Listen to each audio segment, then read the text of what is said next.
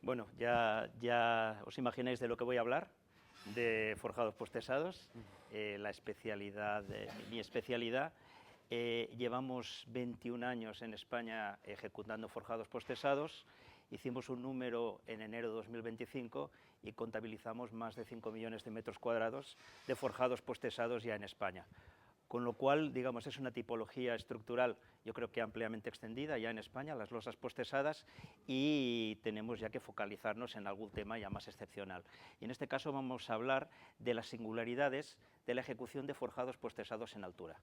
La ponencia habla también de proyecto, lo que es el paper, pero con el tiempo limitado hemos preferido centrarnos en la parte de constructibilidad. Vamos allá. Edificación en altura tiene una serie de desafíos únicos por la altura del edificio, tanto a nivel de diseño como de construcción, y vamos a iniciar esto con la importancia de la ingeniería de métodos. O sea, en este tipo de construcción es básico que la ingeniería de métodos vaya acompañada con la ingeniería de diseño de los forjados. Si no, lo que pasa es que son elementos de difícil construcción, problemas de seguridad y sobre todo problemas a nivel de ciclos. Entonces, primer mensaje, ingeniería estructural de la mano de la ingeniería de métodos.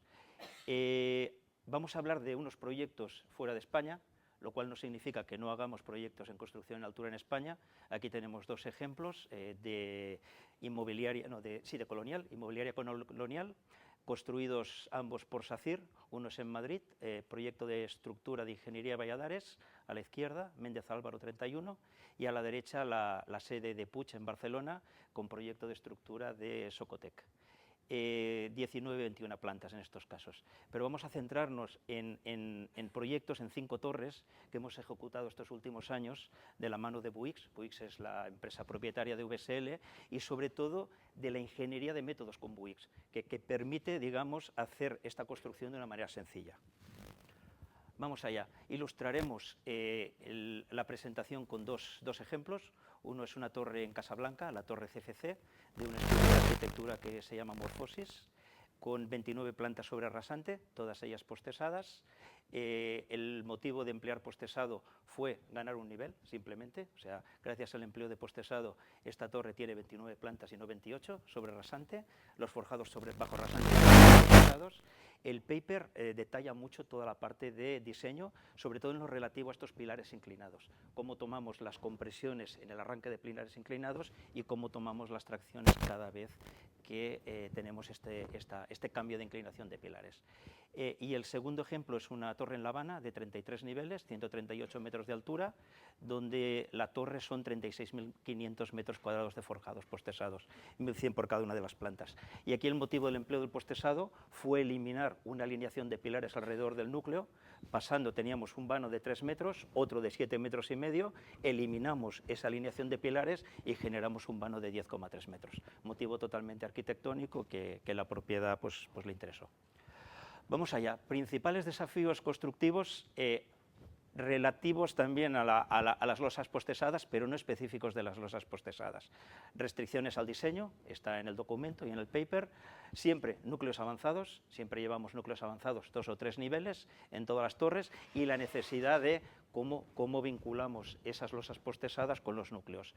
Muy importante, específico de las losas postesadas, vamos a trabajar desde el exterior. Vamos a tener que tesar y vamos a tener que sellar los anclajes desde el exterior, con lo cual la importancia de definir los métodos para trabajar de manera segura y rápida desde el exterior.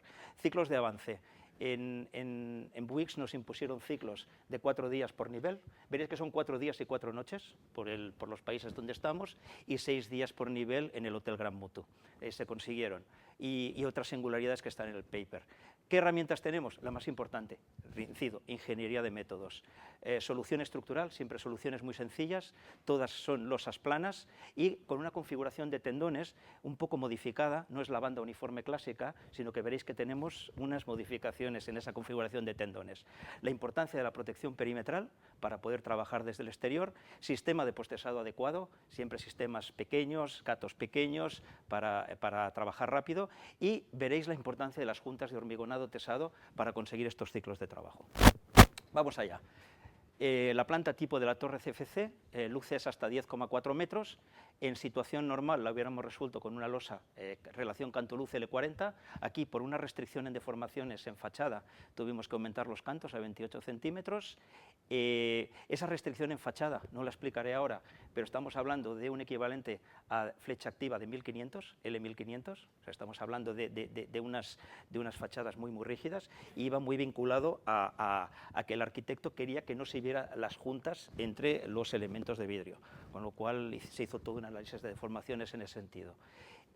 A nivel ejecución, importante el diseño. Si os fijáis, tenemos, si solapáis los dos, el postesado en X y el postesado en Y, tenemos 4 bandas en las alineaciones de pilares. Ya no tenemos el clásico bandas en una dirección, uniformes en la otra, sino que en las 5 torres, o sea, en los 5 proyectos, concentramos el postesado en 4 bandas en las alineaciones de fachadas y luego resolvemos las luces donde requerimos postesado con tendones uniformes.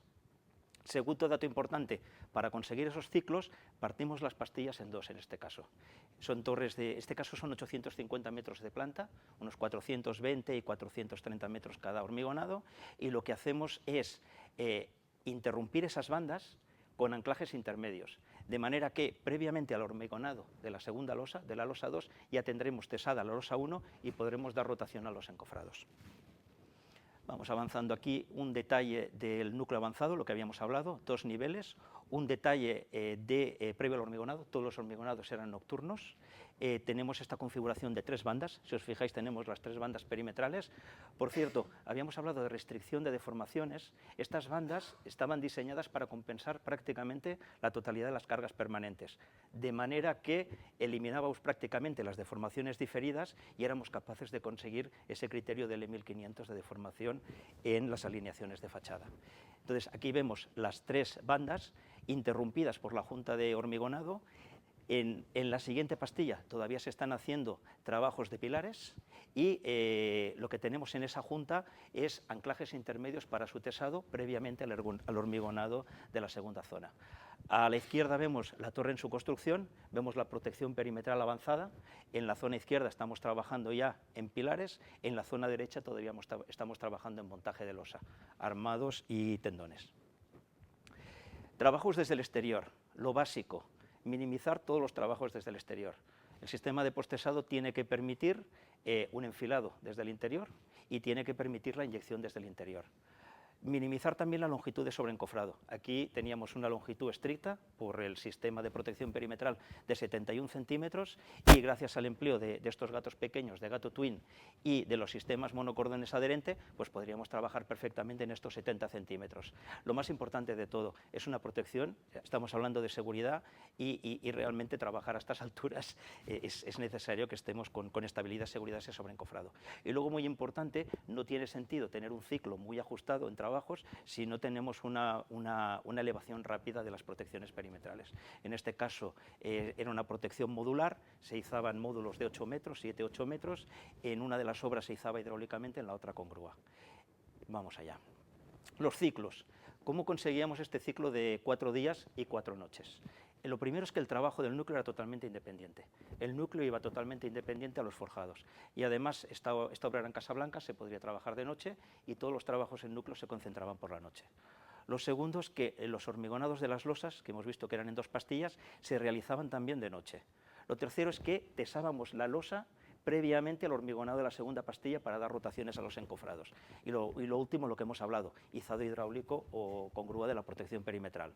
A nivel de tiempos, un día para pilares para media losa, un día para encofrado para media losa, día y medio para armado y tendones, hormigonado por la noche y tesábamos anteriormente a las 36 horas. Hormigón de 35, 20 megapascales para tesar, tesábamos y de esa manera podíamos acompasar los ciclos.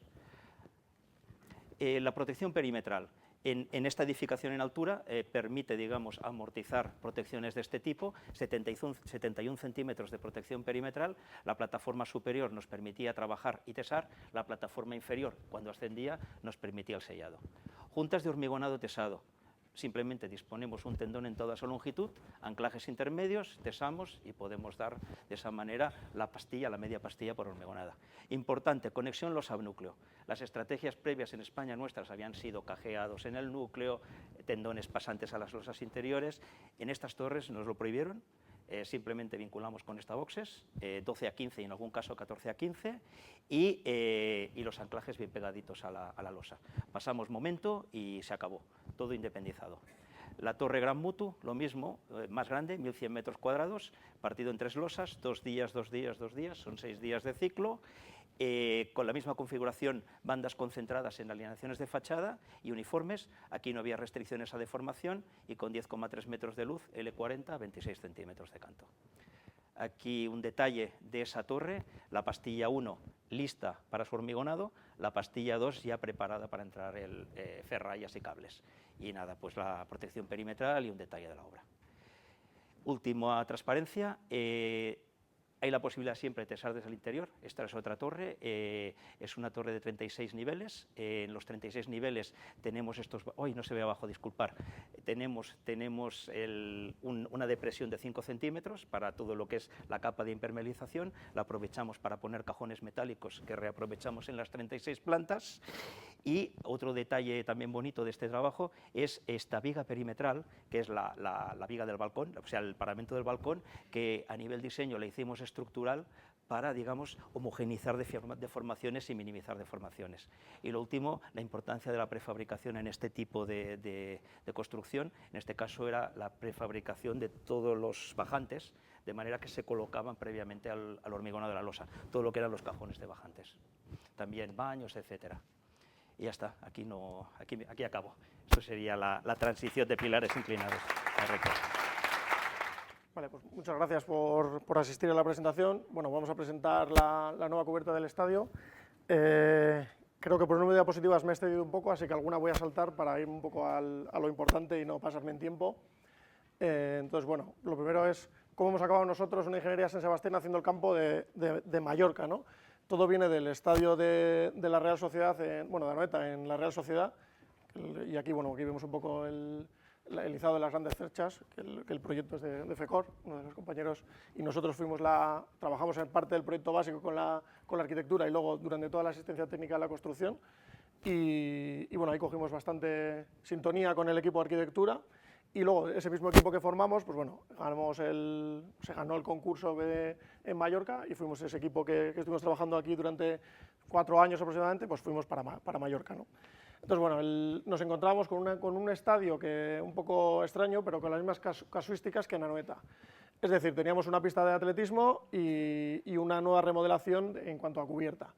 Entonces, el estadio existente es del 91, tiene para 23.000 espectadores más o menos, y bueno, tenemos la tribuna principal que ya tiene cubierta y la tribuna denominada Sol que estaba sin cubierta. Entonces nos vamos a centrar únicamente en esta, que es la que creo que tiene más interés.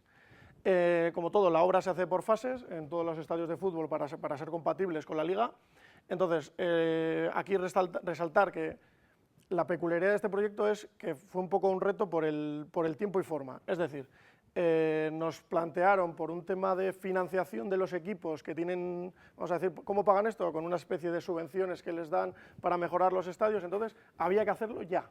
Y nos dieron 2 meses para hacer el proyecto. Y por supuesto les dijimos que era imposible hacer en 2 meses un proyecto de esta envergadura. Entonces al final acabamos haciendo un método mixto de en 2 meses hacer un proyecto básico para hacer una especie de licitación y luego ir ejecutando el proyecto de ejecución junto con los contratistas de estructura metálica y de membrana, como luego veremos en las distintas diapositivas. Entonces, bueno, el objetivo era un poco llegar a esto, ¿no? Que era un poco esto ya es incluso con los fondos reformados y sobre todo la nueva cubierta, ¿no? Los criterios de diseño que nos imponían desde arquitectura, pues era un poco pues, lo típico, ¿no? Ligereza, integración, o sea, bueno, bonito, barato. Pero bueno, estábamos un poco encorsetados por lo que podíamos, porque teníamos una serie de pórticos principales y teníamos que hacer una estructura en voladizo, entonces no teníamos mucho más donde agarrarnos que hacer unas cerchas. Entonces, en su momento el diseño se basó en 14 cerchas Warren de sección triangular, es decir, como espacial, ¿no? Con acero S355J2, el H realmente está mal, pero bueno, y lo planteamos laminado en caliente, y luego con uniones atonidadas en obra, embridadas y capsuladas, como también se hizo precisamente en Anoeta con las cerchas, para que quede muy estético, ¿no? En Anoeta se plantearon este tipo de uniones laterales y luego también en los perfiles más pequeños planteamos uniones frontales y luego con los cubrejuntas queda continuo. ¿Por qué lo pongo así? Porque no se utilizó laminado en caliente y no se utilizó en uniones atornilladas. al ser esto es simplemente el proyecto básico y luego desde la, vamos a decir, con la ingeniería del taller metálico, pues nos lo cambiaron todo. ¿Por qué? ¿Por qué no laminado en caliente? Estábamos justo en plena, había comenzado la guerra de Ucrania, no había laminación de los trenes de acero, creo que habían acabado de bombardear, creo que la acería de Turín, hubo una cosa extraña, bueno, no había laminación. Y nos plantearon hacer el tubo conformado con soldadura longitudinal certificada. Entonces, bueno, investigando un poco, esto básicamente afecta a las imperfecciones y esencialmente al pandeo. Y entonces, bueno, por eso luego hicimos una serie de modelos específicos de pandeo. Y luego, ¿por qué no las uniones atornilladas? Porque querían reducir al máximo el trabajo en taller y llevarlo todo a obra. Cosa que, bueno, yo no estaba muy de acuerdo, pero bueno, pues se hizo así porque si no, no se hacía la obra. Entonces, bueno, esto luego tiene una serie de peculiaridades que luego veremos. En cuanto al diseño, estas estructuras se diseñan principalmente para el viento.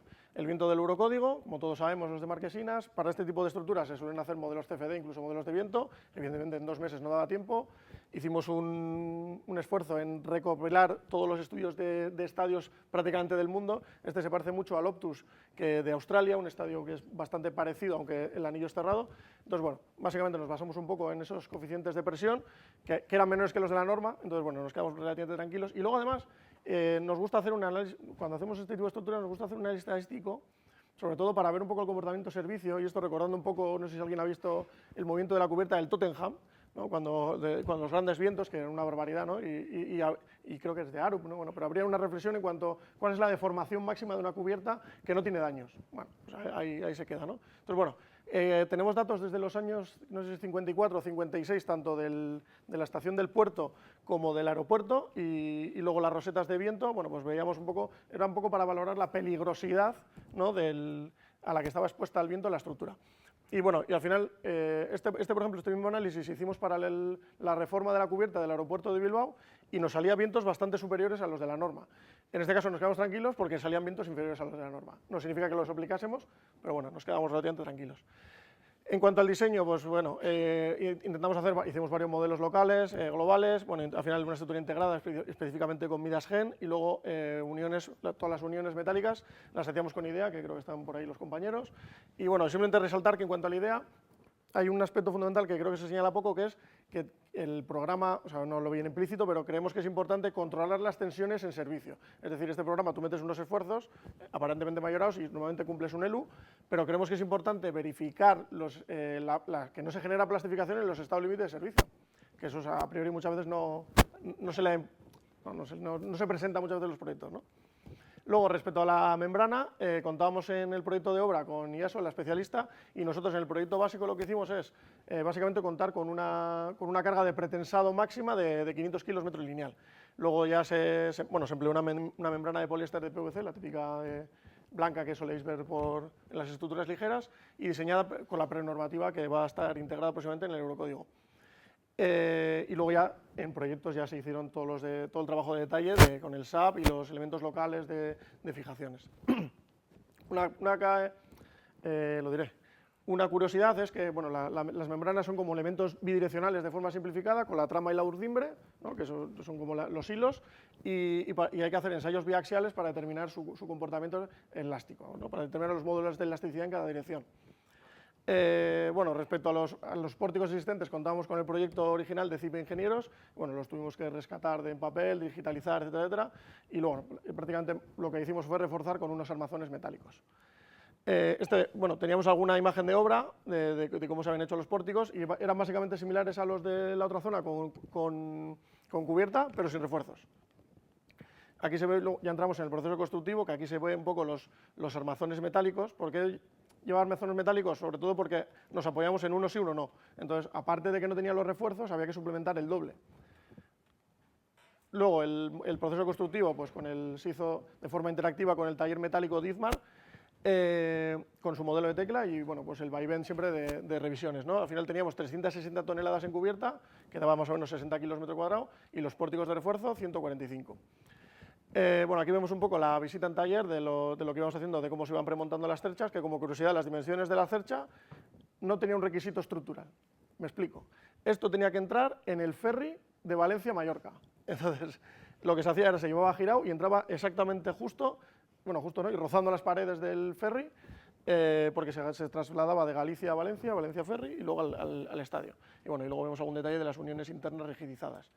Luego, como os decía, el posicionamiento se soldaba en obra, vamos a decir, en estos lápices, ¿no? Punta de lápices, ¿no? Con topografía se le daba cierta contraflecha, y luego se iban disponiendo las correas transversales curvas, que ya disponía con su propio carril de fijaciones luego de la membrana. Aquí vemos algunas imágenes del montaje durante la obra en un helicóptero, y luego, como siempre, no llegas en plazo, en principio llegábamos en plazo, no llegamos, había que compatibilizar la construcción con los partidos. Pero bueno, con sus medidas de seguridad y sus protocolos, y bueno, luego pasamos al envolvente, que es un poco más singular. Bueno, pues la confección con el patronaje, cómo se extiende la membrana, luego lo mismo, las redes de seguridad y los trabajos en altura, que esta gente tiene valor, la verdad. Ya vemos algunas imágenes que bueno, pues ahí es curioso. Y luego lo mismo, pues iba secuencialmente montando estructura metálica con la membrana. Y luego la prueba de, por ejemplo, es una curiosidad, la prueba de estanqueidad para que los sistemas de drenaje, que son súper importantes, que condicionan el diseño de la mayoría de las uniones de la membrana, pues bueno, para que todo funcionase correctamente. Y luego, bueno, aquí vemos un poco el estado final, y bueno, de noche con su iluminación, y concretamente la trasera, que querían un poco representar que era el infierno, que es lo que entienden ellos ahí, porque su mascota es el demonio. Entonces, bueno, y unas fotos aéreas un poco bonitas, así de cómo había quedado ya la cubierta. Luego la inauguración con un evento en Mallorca, ¿no? Con sus eventos populares, y luego, sin más, como anécdota, pues acaban de sacar el logotipo del estadio, que bueno, a mí no es que me guste mucho, pero bueno, es justo, representa la estructura y la cubierta que hemos diseñado, ¿no? Entonces, bueno, es un poco el impacto social que creemos que ha generado la estructura en el equipo de fútbol y en los aficionados. Y bueno, gracias a todos los que han intervenido y nada. Vale, buenas tardes a todos. Vamos a hablar ahora de una obra que hemos llevado a cabo con el sistema constructivo top-down o ascendente-descendente. Se trata de un edificio plurifamiliar residencial de 29 viviendas, situado en Madrid, en el centro y en una parcela intermedianera. El edificio consta de planta baja, 6 niveles sobre rasante, cubierta plana y 3 niveles de sótano donde se instala un parking robotizado en 5 niveles como se ve en la imagen. La losa de cimentación está separada en 2 niveles por la presencia del ascensor de coches del parking robotizado. A nivel estructural, el sistema adoptado es lo de pórtico de hormigón armado con vigas y pilares de hormigón, y losa maciza de canto entre 20 y 40 centímetros según de las necesidades estructurales, desde cimentación hasta planta cubierta. También existen unas vigas de canto importante hasta 150 centímetros, por ejemplo como la que se ve en la imagen, que son las de planta segunda, donde es necesario despejar la zona de entrada del parking para permitir la entrada de los coches y el acceso al elevador.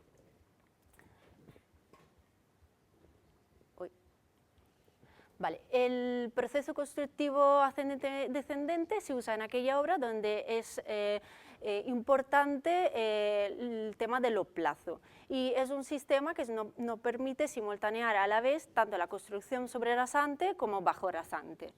Es un método que se empieza a emplear en obras que no son de edificación, pero que en este proyecto, tras haber evaluado varias alternativas, se decide llevar a cabo la obra para permitir ahorrar sobre todo cuestiones de tiempo de obra. Entonces, vamos a repasar rápidamente la ventaja que hemos tenido en este proyecto por el uso del sistema top-down. Primero de todo, un ahorro de tiempo de hasta el 30% por poder ejecutar a la vez la estructura sobre rasante bajo rasante. Esto tiene también una repercusión económica positiva en cuanto a tiempos y coste de la obra. Luego tenemos también la ventaja de no tener nunca un vaciado completo de la parcela, o sea, tenemos una mayor seguridad y potencial menor afección a los edificios colindantes, y también una cuestión psicológica para los vecinos, que en ningún momento se ven un hueco de hasta 12 metros de profundidad en la parcela colindante. Y por último también podemos obtener una optimización del dimensionado de la pantalla perimetral, ya que en ningún momento tenemos la altura libre igual al vaciado de la parcela, pero los mismos forjados se van construyendo conforme se va bajando y sirven de ariostramiento. Pasamos ahora a ver el procedimiento constructivo de esta obra.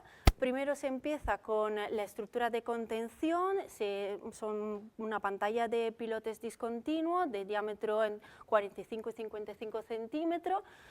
A la vez que se va ultimando la pantalla de contención, se empieza la realización de los micropilotes interiores de 35 centímetros de diámetro y finalmente se decide en fase de obra cambiar y ejecutar primero el forjado de losa de sótano -1 con un hormigonado contra el terreno, como se ve en la imagen.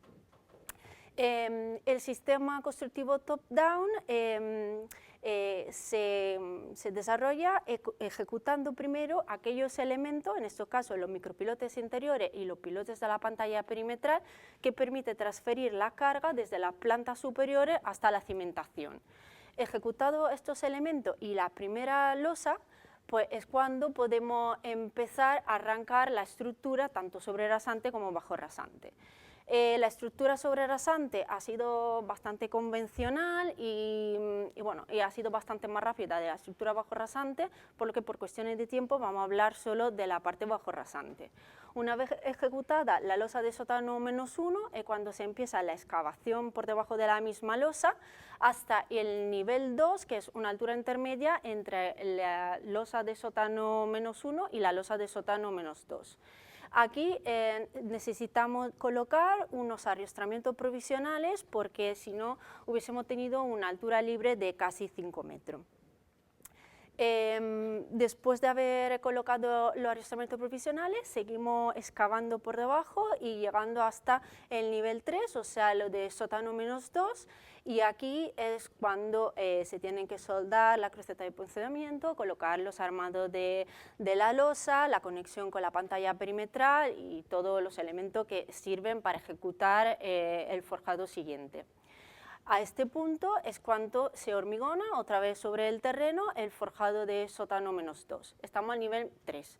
Y desde aquí pues, se repite el mismo proceso hasta alcanzar el nivel 4 y luego el nivel 5 hasta llegar al nivel de la losa de cimentación. La losa de cimentación hemos visto que se dividía en dos alturas por la presencia del elevador de coche. En este caso es una cimentación mixta, una losa pilotada, micropilotada. La losa se hormigona en dos fases, primero la parte de abajo, luego la parte superior, y también se ejecutan las vigas de canto que permiten el acodalamiento de la pantalla en la zona del foso del ascensor. Luego se sigue excavando, se llega a la cota -14, se ejecutan estos micropilotes de diámetro 20 centímetros que sirven para recoger la carga de la bandeja de los coches y garantizar una rigidez parecida al resto de la cimentación del edificio, y se ejecuta la losa del foso. Y por último se ejecutan estas vigas que se representan aquí en azul, que son vigas de salto de nivel entre los dos niveles de la losa, y se ejecutan con gunitado por dificultades de realizarla en obra con métodos convencionales. Pasamos a ver ahora un par de peculiaridades de la obra. Primero tenemos unos elementos que son estas ménsulas de transferencia de carga a nivel de la planta baja. Esto es porque por la necesidad de compatibilizar a estructura y arquitectura, la pantalla de contención tenía cierta alineación y tenía que separarse del linde de la parcela, pero sobre rasante era necesario aprovechar cuanto más la planta y tener cuanto más superficie útil y acercar entonces los pilares de sobre rasante cuanto más posible al edificio de medianera. Por eso tenemos una diferencia entre estas dos alineaciones de hasta 90 centímetros y se resuelve ejecutando en obra estas ménsulas de cierto tamaño que permiten la transferencia de carga desde la alineación superior a la pantalla de pilotes. Las ménsulas tienen un ancho de 1 metro y tienen un armado de refuerzo que se dobla sobre la losa de planta baja y se hormigonan junto a ella. El otro elemento bastante peculiar de la obra son los micropilotes de diámetro 35, que son grandecillos para ser micropilotes, y estos se ejecutan en la posición final de donde estarán los pilares de hormigón del edificio. según el detalle que podemos ver en la pantalla. Los micropilotes se calculan en dimensión, en longitud, para aguantar ya todas las cargas del edificio hasta la fase final de la obra y servir también como su cimentación. Esto porque en la fase de diseño no teníamos claro en qué momento íbamos a acabar la parte sobre rasante y la parte bajo rasante. Bueno, esto aquí se ve un poco en una fase de obra, cuando se va poniendo ya la ferralla alrededor de los micropilotes, y la ventaja de ejecutarlo así ha sido que no se tenían que recortar luego en una de las últimas fases de la obra, porque se quedaban embebidos por dentro de los pilares de hormigón, pero la desventaja fue que como tenemos un parking robotizado, se tuvo que considerar una anchura entre bandeja de coche y eje de pilar un poco mayor a lo que se podía haber considerado si los pilares hubiesen sido directamente pilares de hormigón armado. Otra cuestión es que necesitábamos que los micropilotes se ejecutaran lo más verticales posible para no perder allí centímetros. Vale. Y un último detalle interesante es el detalle de transferencia de carga. Al comienzo se pensaba llevar estos micropilotes hasta la planta baja, luego finalmente en fase de obra se decide hormigonar antes la losa de sótano -1 y por lo tanto se decide que estos micropilotes se harían morir a un nivel intermedio entre la losa de planta baja y la losa de sótano -1. Esto no permite librar el nudo de planta baja, que ya tenía bastante intensidad de armado entre punzonamiento, refuerzo de losa y armado de losa, y la transferencia de carga venía en este nivel intermedio. Para garantizar la entrada de la carga desde la estructura de hormigón en los niveles superiores a la estructura de los micropilotes, se colocan tanto una placa en cabeza soldada en los micropilotes como una barra para mejorar la adherencia alrededor de los tubulares. Y con esto terminamos. Simplemente comentar que este es un método que se empezó en obras que no eran de edificación y que hemos visto que también vale para ser usado cuando se pueda en obras de edificación, en entorno urbano, y que permite un ahorro sobre todo de tiempo y por lo tanto también de costes de la obra.